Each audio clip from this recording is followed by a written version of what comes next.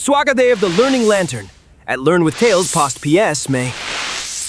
स्वागत है मित्रों, ब्यूटी एंड द बीस्ट की इस परियों की कहानी में आपका स्वागत है। ये एक फ्रेंच लोक कथा है जिसका कोई निश्चित लेखक नहीं है। आइए हम इस सुंदर कहानी की शुरुआत करें। फंगा कहानी का नाम, ब्यूटी एंड द बीस्ट, एक फ्रेंच परी कथा। प्रथम इकाई। बहुत समय पहले की बात है। एक धनी व्यापारी अपनी 3 सुंदर बेटियों के साथ एक बड़े महल में रहता था। सबसे छोटी बेटी का नाम बेल था। वो अपनी सुंदरता और अपने सच्चे दिल के लिए जानी जाती थी। उसकी दोनों बड़ी बहनें स्वार्थी और दुष्ट थीं, लेकिन उनकी किस्मत जल्द ही बदल गई। समुद्र में आए भयंकर तूफान में व्यापारी ने अपना सारा धन खो दिया। इसके बाद वो और उसकी बेटियां एक गांव में स्थित एक छोटे से फार्म हाउस में रहने लगे। अब उन्हें जीवन यापन के लिए कठिन परिश्रम करना पड़ता था। कुछ वर्षों बाद व्यापारी को खबर मिली कि उसका एक व्यापारिक जहाज तूफान से बच गया है और बंदरगाह लौट आया है। वो शहर गया ये जानने कि जहाज पर कुछ कीमती सामान बचा है या नहीं। जाने से पहले उसने अपनी बेटियों से पूछा, तुम्हें मेरे लौटने पर कोई उपहार चाहिए? बड़ी बेटियां गहने और महंगे कपड़े मांगने लगी, लेकिन बेल ने कहा, पिताजी, मुझसे वादा कीजिए कि आप मेरे लिए एक दुर्लभ गुलाब लाएंगे जो इस इलाके में नहीं उगता। व्यापारी ने उसका वादा स्वीकार किया और शहर के लिए रवाना हो गया। परंतु वहां पहुंचकर उसे पता चला कि जहाज का सारा माल उसके कर्ज चुकाने के लिए जब्त कर लिया गया है। अब उसके पास अपनी बेटियों के लिए कोई उपहार खरीदने के लिए पैसा नहीं था। लौटते समय वो जंगल में रास्ता भटक गया। आश्रय की तलाश में उसे एक भव्य महल दिखा। अंदर उसे खाने पीने से सजे मेज मिले, जैसे किसी ने उसके लिए सब कुछ रखा हो। व्यापारी ने खाना खाया और रात वहीं गुजारी। अगली सुबह जब वो जाने लगा तो उसे गुलाबों का एक सुंदर बाग दिखा। उसे बेल की इच्छा याद आ गई और उसने एक सुंदर गुलाब तोड़ लिया। तभी उसके सामने एक भयानक और डरावना बीस्ट राक्षस प्रकट हुआ। बीस्ट बोला, कल रात तुम भूखे और बेसहारा थे। मैंने तुम्हें भोजन और शरण दी और अब तुम मेरी सबसे प्यारी वस्तु को चुरा रहे हो। तुम्हें इसकी सजा मिलेगी। व्यापारी ने माफी मांगी और बताया कि वो गुलाब उसकी बेटी बेल के लिए था। बीस्ट ने कुछ देर सोचकर कहा, ठीक है, तुम ये गुलाब ले जा सकते हो, लेकिन या तो तुम वापस आओगे या तुम्हारी बेटी मेरे पास इस महल में रहने आएगी। व्यापारी ने यह शर्त मान ली। बीस्ट ने उसे गहने और कपड़े दिए और कहा कि बेल अपनी इच्छा से आए।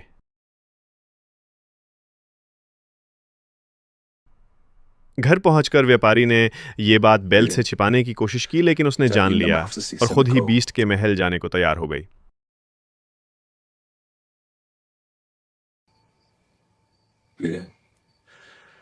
महल में बीस्ट ने बेल का स्वागत किया और कहा, यह महल तुम्हारा है और मैं तुम्हारा सेवक हूं।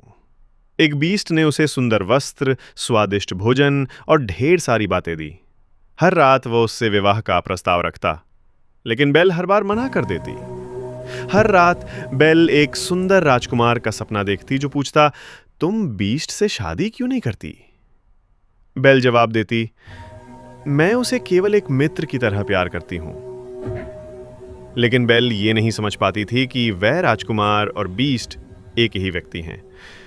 उसे लगता था कि बीस्ट ने राजकुमार को कहीं महल में कैद कर रखा है।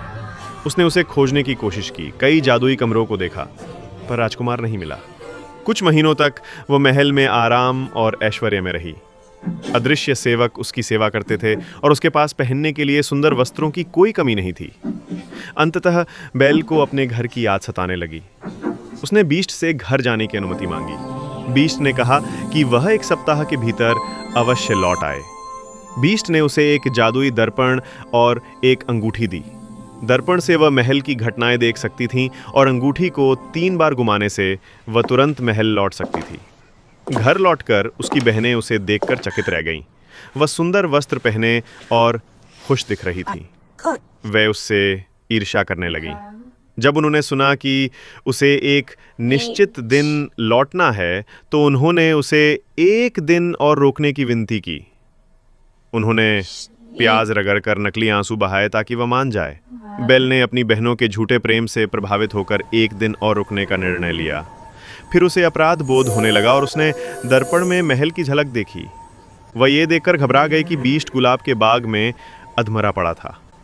उसने तुरंत अंगूठी का उपयोग किया और महल लौट आई। बीस्ट को मृतप्राय देख बेल ने रोते हुए कहा, मैं तुमसे प्यार करती हूँ।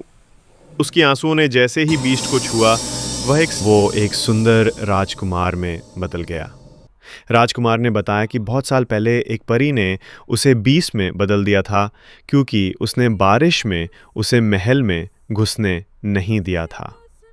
केवल सच्चा प्रेम ही उस जादू को तोड़ सकता था।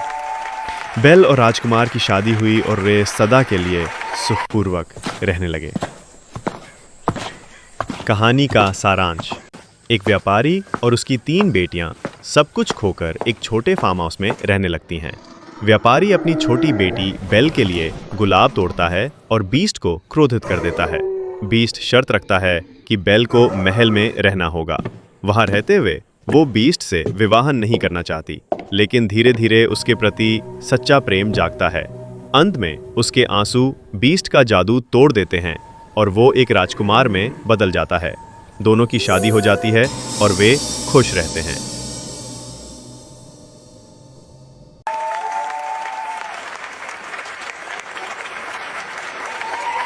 पाठ से शिक्षा: लेसन। दिखावा भ्रामक हो सकता है, सच्ची अच्छाई, दयालुता, उदारता और आत्मिक सौंदर्य ही सबसे अधिक मूल्यवान होती है।